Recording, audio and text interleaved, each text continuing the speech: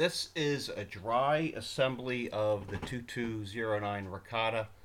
I have the mainspring, the wheels installed, one screw per bridge holding everything in place.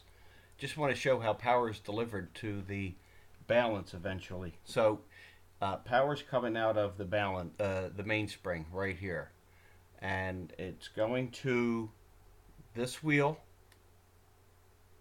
which goes to this back wheel, and then directly across to this wheel up top. So if you move these, you can see how everything's working. However, there's no movement being transferred to the escape wheel, which eventually goes to the pellet fork. A unique system, something I've never seen before, and I thought it would be good to make something separate here, a video separate, how this is working. So you can see that power transfer going from the mainspring to those wheels, but it's not transferred directly to the escape wheel. Now if you look real close, I'll try to slow it down. On this center wheel, there's multiple spokes in here. We actually have 1, 2, 3.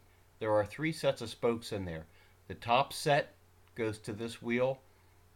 The middle set is actually, it's probably this one, is actually a spacer, and then the third set, it's visible just barely. I'm working through my loop here. That's that wheel. There's 2 gears.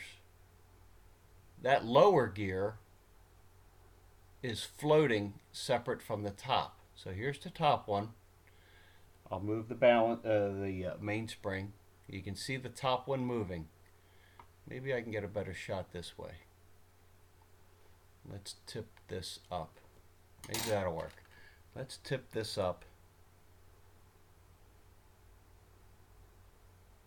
There's those 2 wheels. They are separated by a spacer.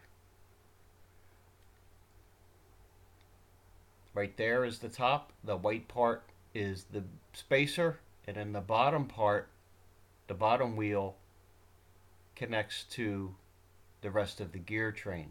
What is unique is those 2 have to be coupled somehow. They have to be tied up to deliver power, because in this state right now, there's no power being delivered. In a typical movement, you would think power would go right to that. So let's go back. Now that you have an understanding, or at least you should, that top wheel turns when I move the mainspring, but the rest of the movement does not, all the way down to the escape wheel. I'm probably repeating myself, but that's okay. I'm good at that. So when we move this wheel, that's connected to the escape wheel and the very lower portion here. So these 2 have to get tied together somehow. And that somehow is, I'll show you in a second, because I left it out purposely to show you how this movement delivers power from the mainspring. I'm going to take this mainspring bridge off.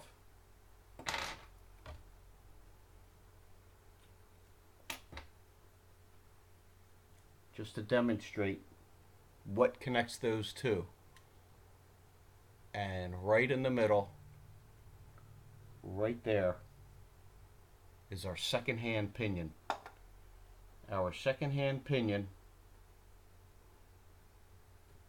has a gear on top that will accommodate both of those wheels. Of course, dropping it doesn't help. This is all dry assembly. This is before I put everything together in my next full assembly.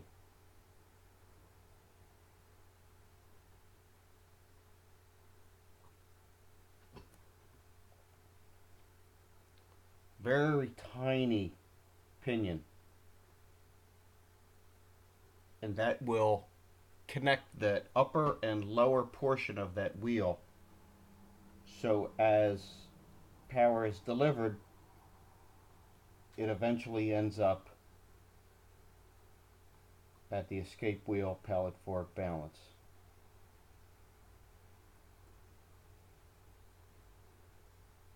Now if I can only get this bridge on.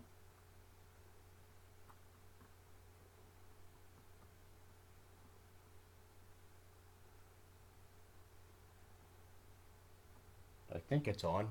I am not sure. This is more of an explanation of how this gear train functions. Okay, let's put a screw back in, so if we add power to it, it doesn't pop out of the way and make a mess of things, which I'm good at. So we're going to put that one screw in.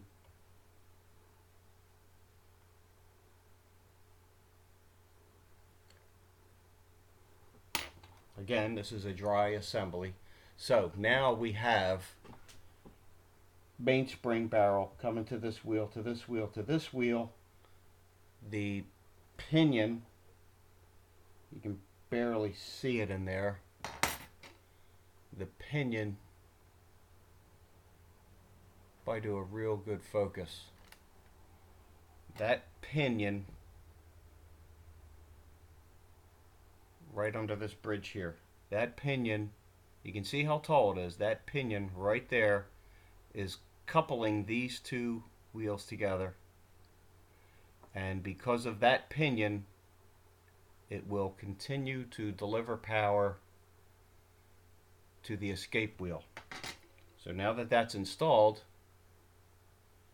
if we move our mainspring barrel, power is delivered to the escape wheel. Here is the escape wheel. Let me get that in focus. There you have it. That's how power eventually gets delivered to the escape wheel. So it comes off the main barrel to this wheel, to that wheel, the top portion of this wheel, coupled together with the pinion, the lower portion of that wheel drives this one, and eventually to the escape wheel. An interesting way to design a movement, because you have that extra wheel in there.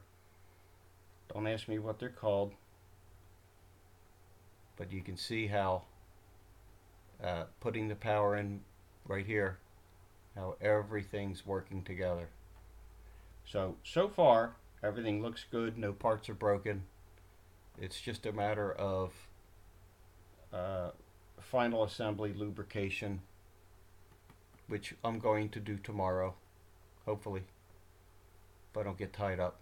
But there's your basic movement setup and how power is delivered. I hope this helps, not long-winded. Of course it's long-winded, I'm always long-winded, but it's a fascinating little movement. I wish I had one of these in my collection. It's very unique, something I haven't seen before. So hopefully that helps, and you look forward to the next one.